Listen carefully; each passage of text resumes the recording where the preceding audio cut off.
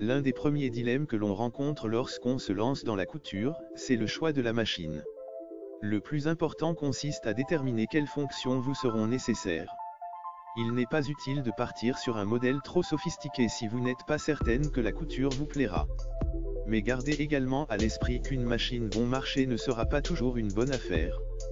L'idéal c'est à la fois une machine simple d'utilisation et proposant suffisamment de possibilités pour vous permettre de progresser.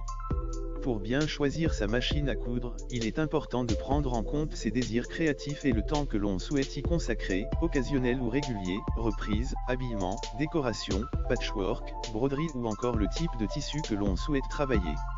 Vos projets vous guideront dans le choix de votre machine à coudre.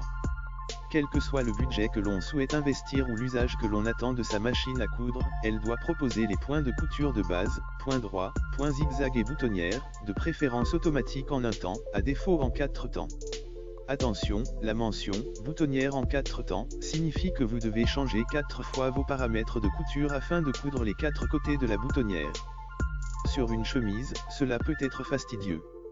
Le point pour couture stretch, ou élastique, s'avère utile pour travailler les tissus extensibles comme le jersey par exemple. Enfin, le point de surjet, aussi appelé point overlock, permet de réaliser des ourlets de bonne facture, même si un point zigzag serré près du bord peut aussi faire l'affaire.